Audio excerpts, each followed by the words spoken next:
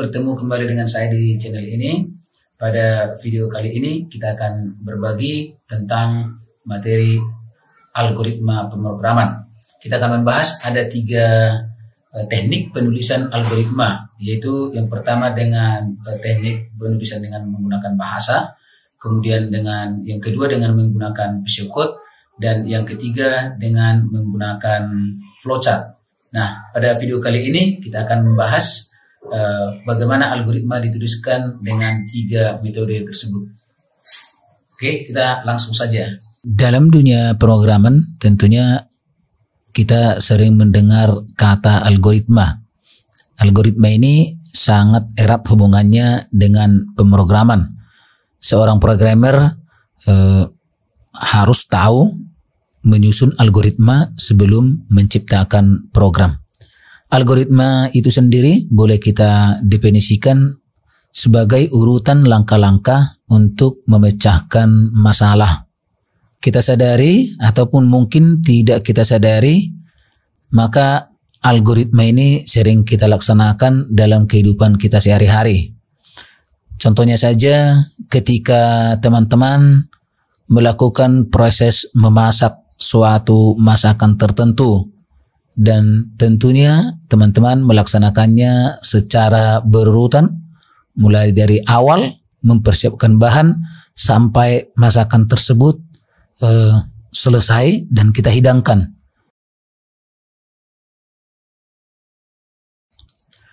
Atau mungkin teman-teman sebelum belanja maka mengambil uang dulu dari mesin ATM. Nah, kalau langkah-langkah yang teman-teman lakukan tersebut dituliskan, maka itu juga merupakan salah satu algoritma. Nah, dalam dunia pemrograman, algoritma itu harus logis dan runut. Logis artinya jelas dan masuk akal, dan tidak menimbulkan penafsiran yang berbeda-beda. Sedangkan runut harus mengikuti suatu urutan tertentu. Tidak boleh melompat-lompat. Urutan ketiga tidak boleh mendahului urutan kedua, atau urutan kedua melompat menjadi urutan keempat.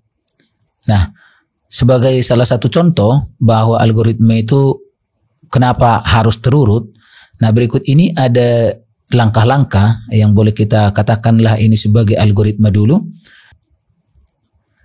Nah, di sini ada contoh algoritma mencetak gambar dari HP dengan menggunakan PC.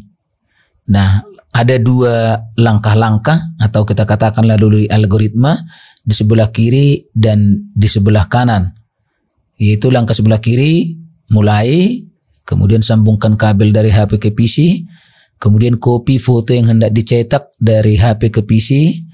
Langkah keempat, atur atau edit foto di PC.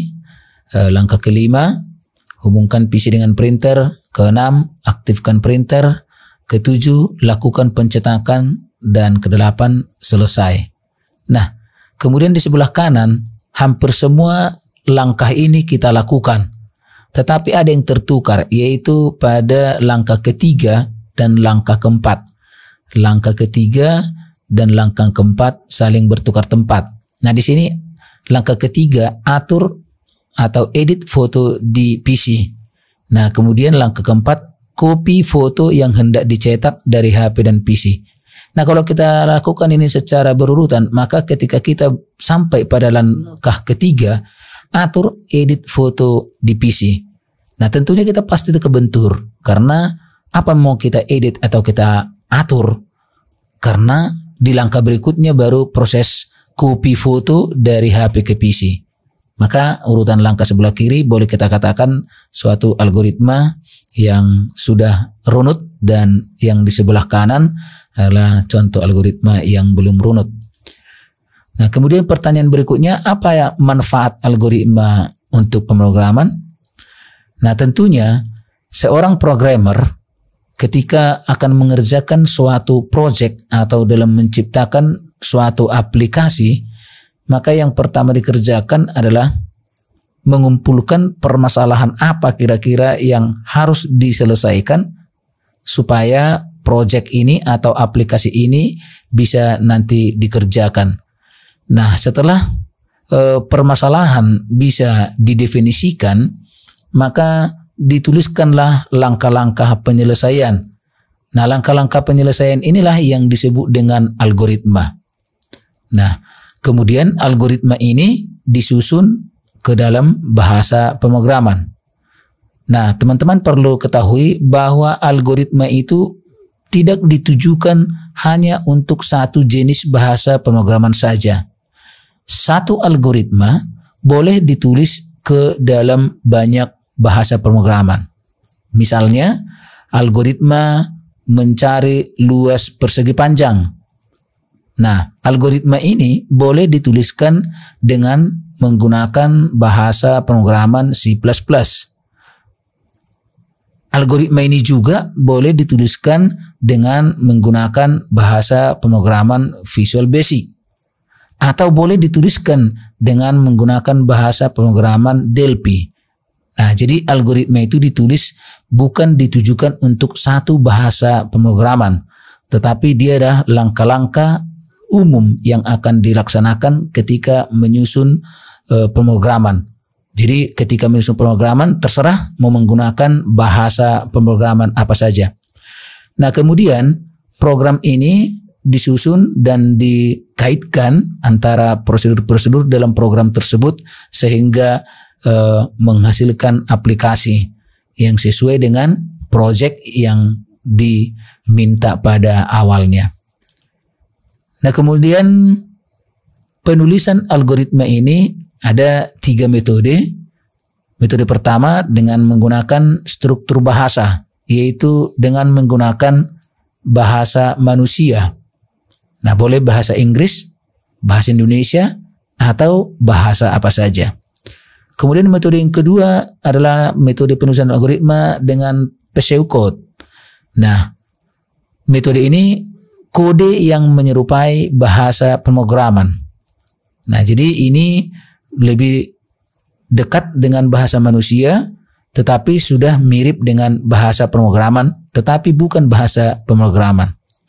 Metode penulisan algoritma yang ketiga dengan menggunakan flowchart, yaitu menggambarkan aliran langkah-langkah dengan menggunakan simbol-simbol tertentu.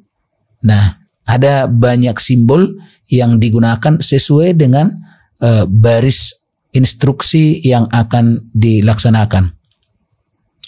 Nah, di sini ada contoh algoritma. Algoritma mencari luas persegi ditulis dalam 3 metode, yaitu dengan menggunakan struktur bahasa, dengan pseudocode, dan dengan flowchart. Nah, kalau kita perhatikan dengan struktur bahasa, itu langkah pertama masukkan nilai panjang. Yang kedua, masukkan nilai lebar. Langkah ketiga, hitung luas. Dan langkah keempat adalah tampilkan hasil. Nah, ini gampang kita mengerti karena inilah bahasa manusia. Kemudian dengan pseudocode, langkah pertama identifikasi variabel P dan L. Nah, identifikasi inilah menentukan jenis tipe variabel P ini. Apakah variabel P dan variabel L ini boleh tipenya berupa bilangan, boleh tipenya berupa teks atau karakter, boleh berupa date dan lain sebagainya. Kemudian input P, variabel P dan L. Jadi ini proses memasukkan nilai ke dalam proses memasukkan suatu nilai ke dalam variabel P dan variabel L. Nah, langkah ketiga melakukan proses mengalihkan variabel P dengan variabel L, kemudian menyimpannya ke dalam variabel luas. Lalu output menampilkan isi dari variabel luas. Nah, sedangkan dengan penulisan flowchart sama dengan pseudocode, tetapi di sini dilengkapi dengan simbol-simbol sesuai dengan baris instruksi tersebut. Jadi masing-masing instruksi mempunyai bentuk simbol yang berbeda-beda. Nah, kalau kita perhatikan start dan stop di sini mempunyai simbol yang sama. Kemudian pemberian nilai P, L, S number, kemudian hampir sama dengan simbolnya hampir sama dengan luas sama dengan P kali L. Dan input dan output juga mempunyai simbol yang sama. Nah, jadi simbol-simbol ini sudah ditentukan sesuai dengan fungsinya. Nah, seperti ini adalah simbol-simbol flowchart. Nah, ada di dalam tabel ini ada simbolnya dan ada maksudnya. Nah, jadi berdasarkan inilah ditentukan nanti simbol-simbol pada setiap baris instruksi atau baris algoritma yang dituliskan disertai dengan aliran programnya. Terima kasih, demikian video kali ini. Sampai bertemu kembali di video berikutnya. Semoga video ini bermanfaat dan terima kasih.